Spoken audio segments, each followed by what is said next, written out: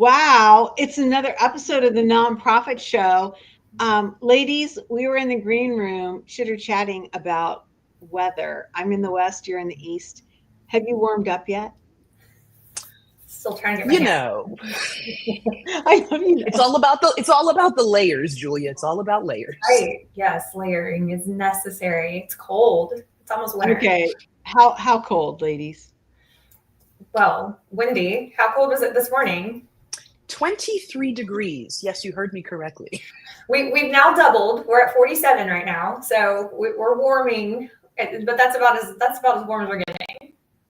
Yes. So Tomorrow there will be snow, and the low and the high will only be 5 degrees apart.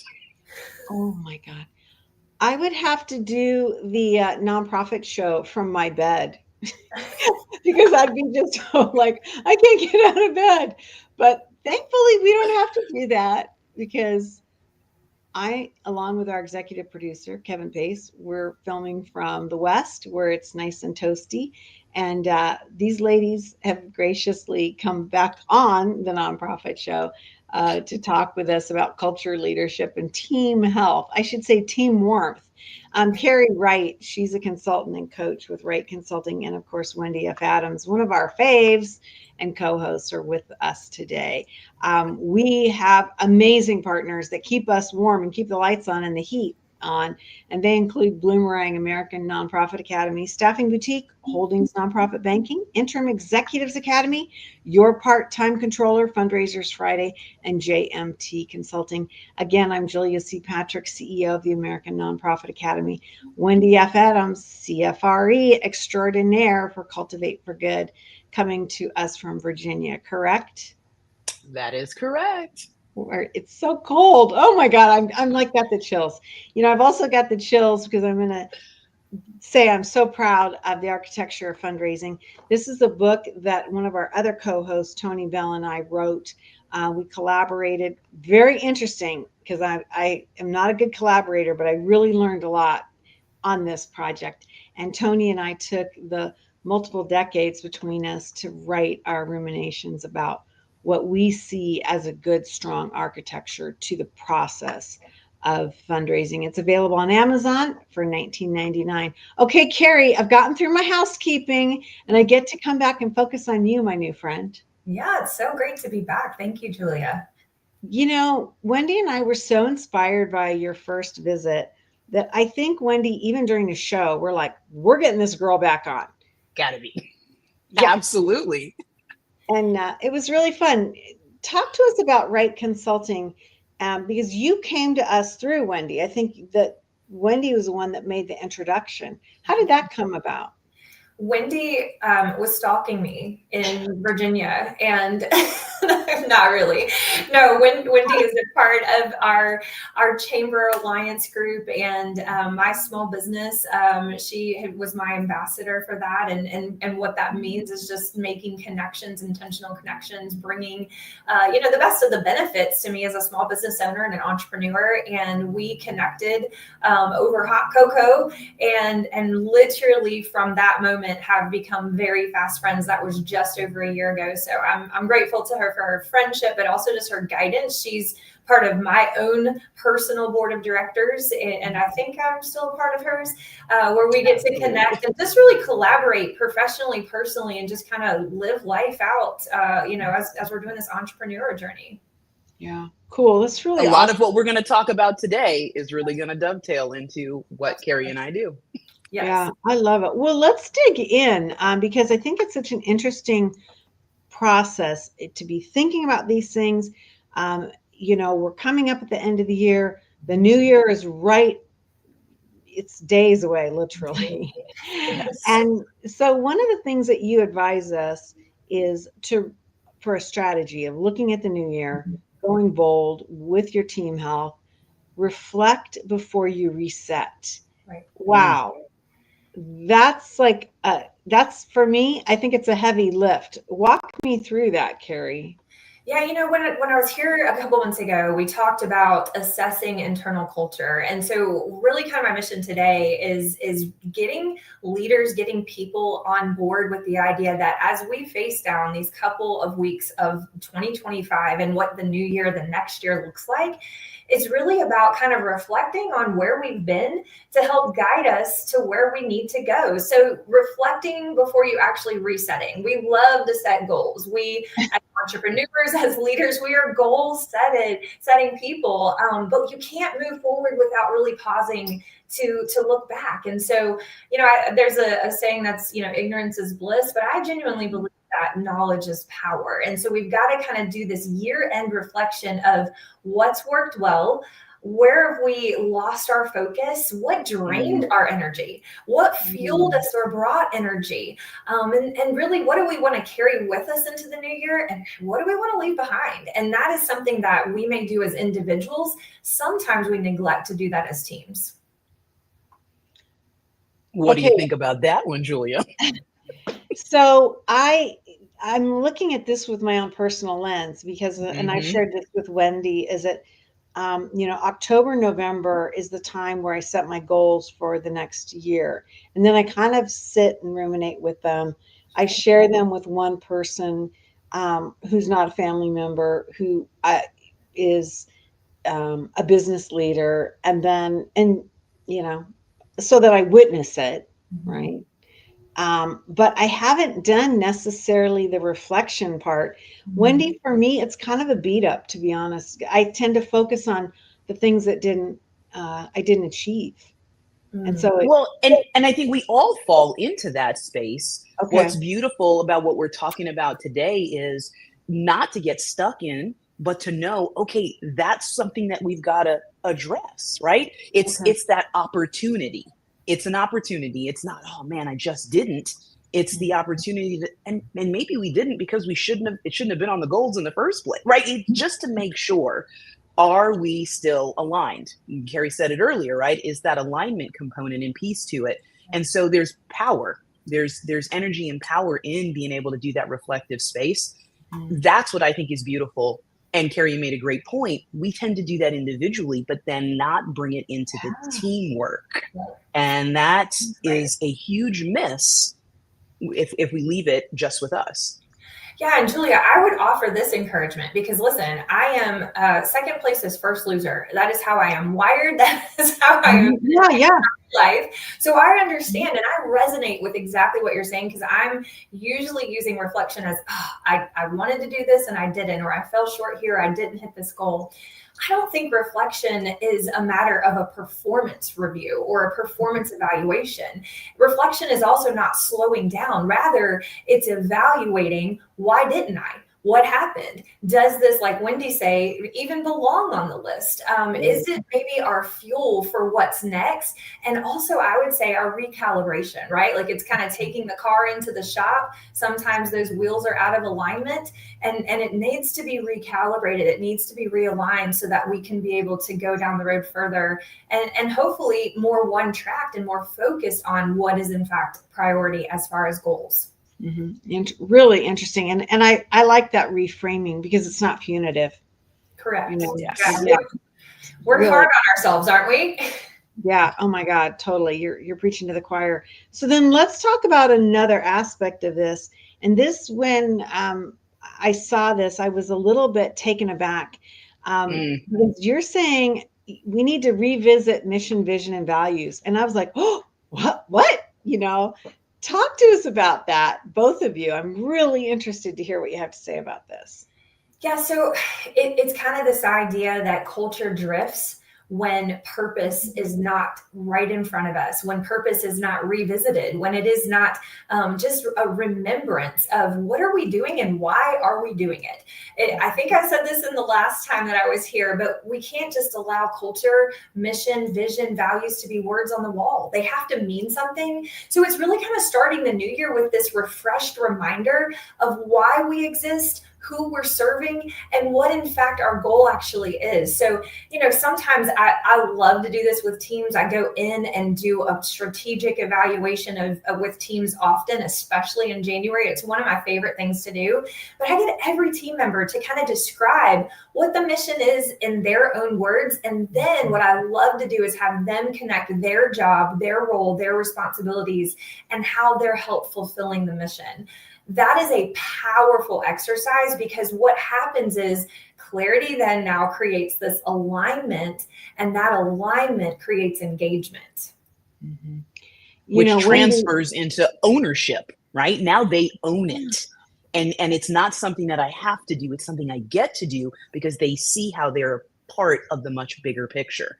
And you know this, Julia, the why for me is my fuel, and that, right? And so that is what I want to impart to everybody that I engage with, even the person on the elevator. Like, what is that why that's fueling you? So go back and take a look at it, and to engage with it. That's where our power comes from. Yeah, and I would say if teams lose sight of that why, then burnout's going to come, resentment's going to come, frustration's going to come. There is going to be a gap that is now between them and the mission of the organization, which is going to cause either stagnation or they're going to be falling off. Right. That lift is heavy. Yeah.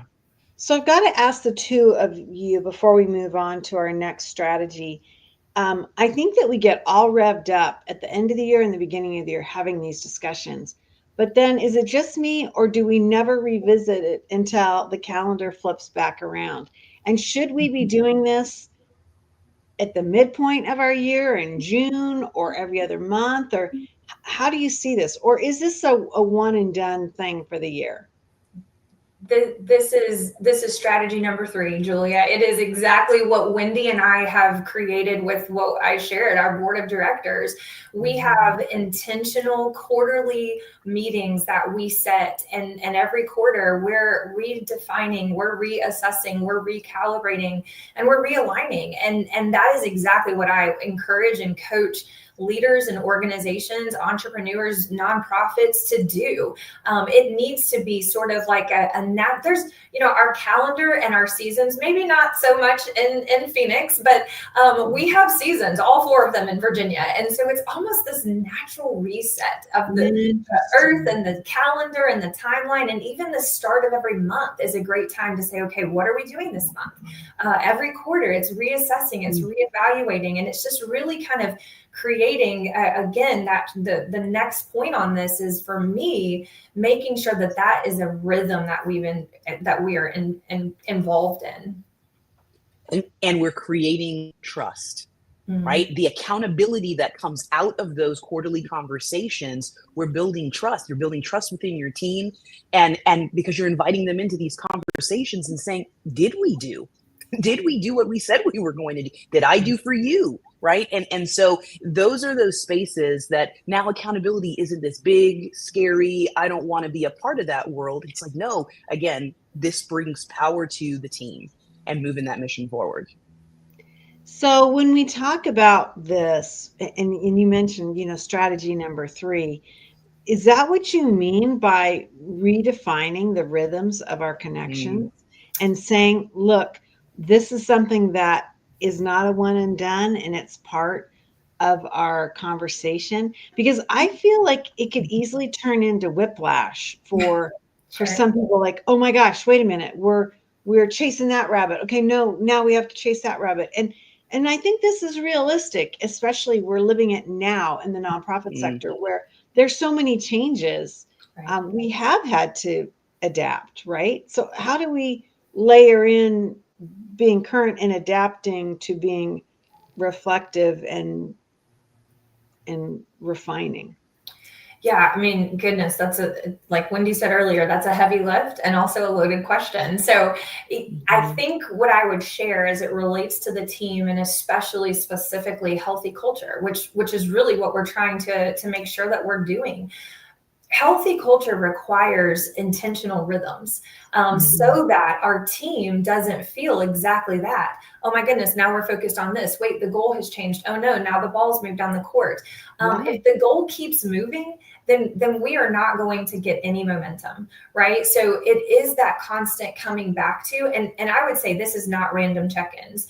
This is not like the one-on-one meetings. This is even just performing an audit. Are you communicating clearly? Do you have scheduled intentional one-on-ones and team meetings? Now let's take one of those team meetings, either monthly or quarterly, or however your organization how often they may need to do it. And let's make sure that those are sometimes, I recommend scheduling off sites if we can.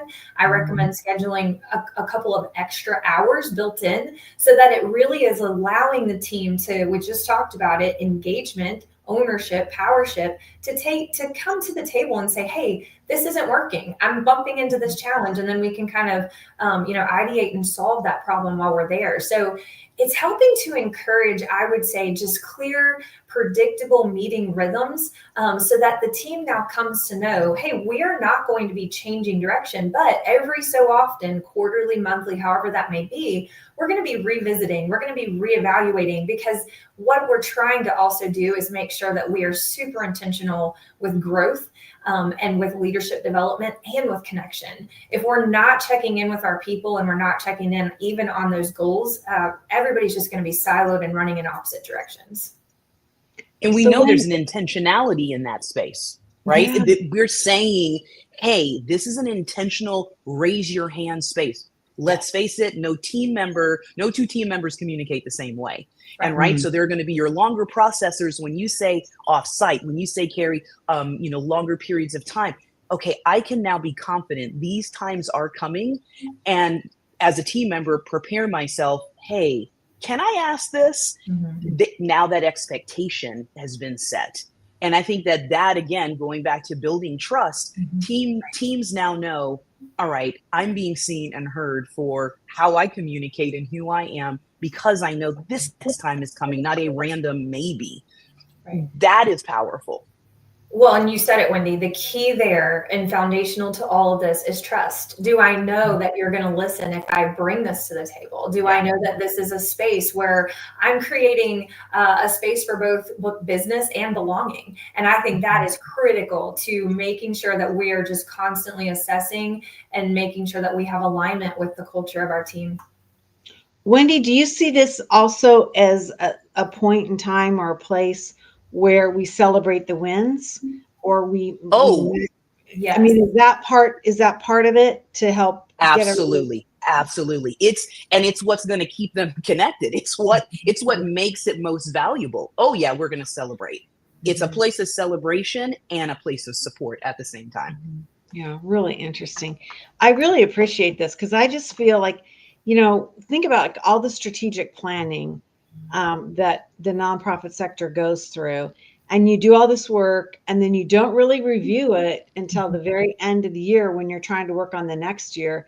And it's usually just so disappointing versus keep coming back and having just an ethos of reviewing and reasserting. I love that. I think it's super important. Another strategy that we have is, you're advising us to make a recommitment to leadership development. What does that look like? And is that for just the C-suite leaders, or how do you define that engagement piece? Can everybody be a leader, or is it more for certain people? I have an entire workshop that I do that is literally called Lead from Where You Sit.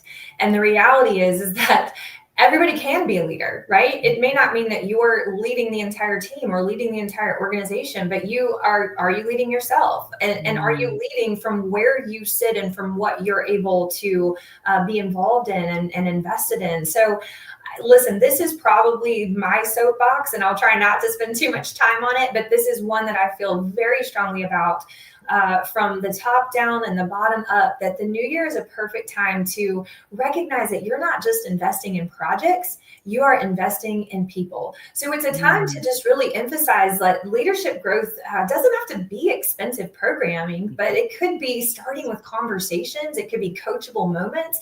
I love to, when I'm teaching that workshop and encouraging you to lead from where you sit, who are you passing your knowledge and information on to? Who are you developing behind you? I know this is a hot topic for Wendy and something that she does a lot of work on in the space, but really encouraging each person to set development goals for themselves. And some people are going to look, especially, let me say, our younger generations, again, another topic that a group that Wendy spends a lot of time with, our emerging leaders, they're going to look at us sometimes and scratch our head and say, development what? But if we encourage them and coach them on setting one development goal for themselves in the coming year, we're going to be able to develop future leaders and not just evaluate them as employees. And that should truly be the part where we're realizing, oh, we are investing in people.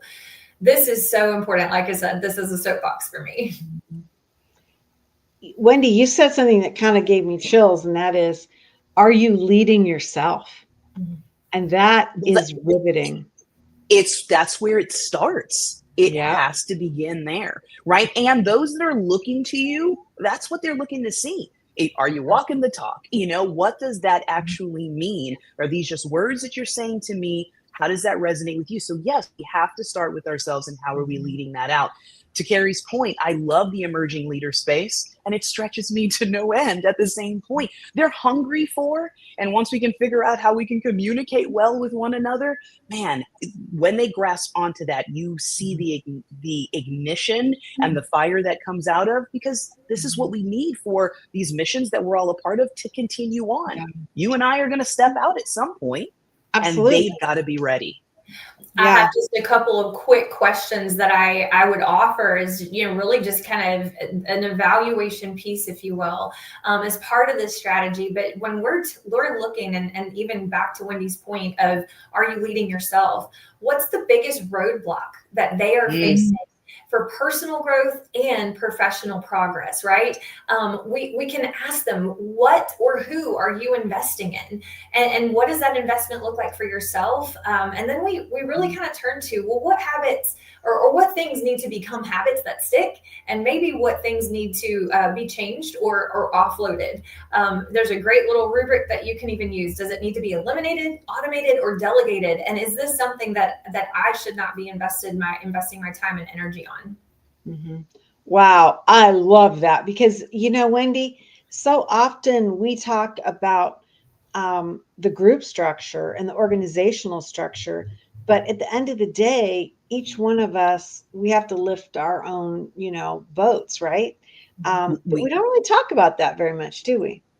We don't. And I've recognized how much, when I do that in one-on-one coaching with clients, how it just opens light bulb moments when they can hear from me. This is not just something that's coming out of a book or off of a spreadsheet, or no, this is real life. I am coaching from my experience, sometimes from my own pain, doing these very things as I'm sitting in this space at this time of year. What got in the way? What, like to Carrie's point, what needs to be eliminated? And I have to say, those are the places where I do see those light bulb moments go off with client, and then watch that leader transform that into the team that they are spending time with, and that they are, leading and encouraging. And then you watch the mission really take hold. It's what makes it worth what we're doing, right? Right. Well, and it makes it successful. Yes. Right. I mean, ultimately, we have so much to do. We have so many goals. We have so many challenges. And if we're not kind of armed to tackle that, to Carrie's point, right out the gate, we have to be mindful of burnout. We have to be mindful that we're churning through talent. Let's talk about this aspect a little bit more. And in our last strategy for really thinking about things as we end a year, begin a new year shortly, literally within days, how do we protect the health of our culture? Well, I think, we were actually, before we started, talking about the thermostat and what we each set our thermostats at, right? Yeah. This is not one that you can just set it and forget it. Okay. You cannot go and just say, oh, I hope it's going to be on auto, right? This actually requires intentionality, because we can't just hope that culture and our team and our people are doing their job and are doing well. I would tell you, and this goes back to what we first talked about a couple months ago when we were just bringing up this idea of culture. There have to be intentional pulse checks. I recommend those at least twice a year to be able to, again, reassess. I would say that quarterly is not off the table, but really challenging us as leaders to identify where there might be cultural drift and doing that early. When we talk about, I often get brought in to help people with recruitment and retention. And I'll tell them, you cannot focus on recruitment if we haven't focused on closing the back door. We've got to find out why people are leaving. So are the mission, vision, values guiding our decisions? That's why it's important to revisit that back to strategy number 2. Are the expectations and are the skills and the resources, are they clear and are they accessible? Do they have the resources that they need? And really kind of understanding, do people have a fear or trust? And where are they operating from? That is all going to be directly contributing to the health of the organization. So like I said, this cannot be just we set the thermostat and we hope that the temperature is going to be automatically taken care of. We have to be intentional about taking care of it. Mm-hmm. Well, and we know the individuals, go back to Carrie, what you said earlier, over people over process, right? We're talking about people. Yeah. We aren't the same all the way through the 12 months. Life is lifing, as the young folks say, right? It's coming at us. And so being able to have those pulse checks and say, really, I see you, and how are you in the midst of the ebb and flow of life that's happening? That is critical and crucial, and why we can't set and forget. Because again, then it's, I'm not seen or heard. Why does it matter? And you watch them drift. Right. And then we're back into that space of, okay, the back door's open and they're gone.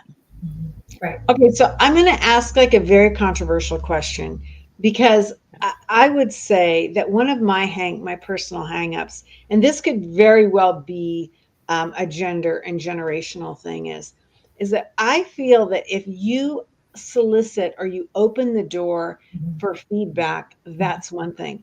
But if you can't close the door or rectify that, you hear this all the time. Well, they asked for my opinion, but they didn't do anything about it. And it seems to almost create a bigger problem. And is that just old school thinking? Or, and again, this is a topic probably for a whole nother episode. That'll be the follow-up episode. Yeah. Let me answer briefly, Julia. I do think that there is something to be said for it creating a bigger issue of what we will call entitlement, right? And it's, well, I shared my opinion, they didn't do anything about it. What I would say is this boils back down to, Wendy and I were talking about this earlier, communication. If we know that they have voiced a concern, listen, I will never forget the day that a team member came to the owner of Chick-fil-A and said, why do we have to pay for a cup of water? That was obviously not the issue. But to me, I'm thinking this person has spent their quality time with the owner and could ask him anything and could grow their career, and yet they want to complain about paying for a beverage. So we have to decide. But in that moment, I watched the operator look at him and say, hey, listen, let me know what's really bothering you. Well, let's communicate about what's actually going on, and maybe even share, thank you for the feedback. We're not able to do that right now, and here's why. And sometimes that helps to even just create what Wendy said, the trust, right? So it's not just collecting the feedback, but it's really about engaging with people. It's making sure that the ROI and our retention and our reputation and our results comes down to the fact that we're not just worried about the people we serve on the outside of our organizations, but we are also taking care of the people that work inside them. Yeah. And setting that expectation, and I know we're wrapping up, but culturally, that's what it's going to mean to have this type of dialogue and engagement. It doesn't mean because everything is shared that we're going to be able to act upon, but you have a place where you can share. It is safe to share. And we have to be able to have that common courtesy to say, and the answer may be no. It may be not right now, but you can voice it. And it's setting that as a cultural expectation for being a part of said organization. Exactly. Yeah. Amazing. Well, ladies, thank you for sharing your knowledge and your approaches today. I just think this is such a timely discussion. I love your energy and your passion and your intellect for how we can be better as organizations. Carrie Wright has been with us today, along with the amazing Wendy F. Adams. Carrie Wright is a consultant and coach at Wright Consulting. You can learn more about Carrie and her work at cwrightconsulting.com. And there you will learn more about what Carrie's doing and where Carrie is coming. We were talking in the green room. She's going to be right around the corner from where I live later in the year. Yes, So how cool is that? We're excited to welcome you west, definitely. Hey, absolutely. we have so many people that support us, and they include Bloomerang, American Nonprofit Academy, Staffing Boutique, Holdings Nonprofit Banking, Interim Executives Academy, Your Part-Time Controller, Fundraisers Friday, and JMT Consulting. These are the folks that stand with us day in and day out. Ladies, thank you. You've really kind of revved my engine today and given me a new way to think about things. Thank you. Absolutely. Thanks so much, Julia. I appreciate it. I know you had some hair on fire moments today. I did. And as I always tease you, Wendy, I can't afford to lose any hair. So when I do have a hair on fire moment, it's pretty dramatic. But Here's what I'll say. This is the final encouragement. Choose one thing, one intentional thing. It's not for everybody, but making one intentional change towards starting off the new year strong is going to make the intentional difference to just prioritize your time, your people, your energy. I love that. I think that that's a magical way to end today's episode of the Nonprofit Show. Thank you so much. As we end, we also end with this message, and that is to stay well so you can do well. Thank you, ladies. We'll see you again. All right, thanks.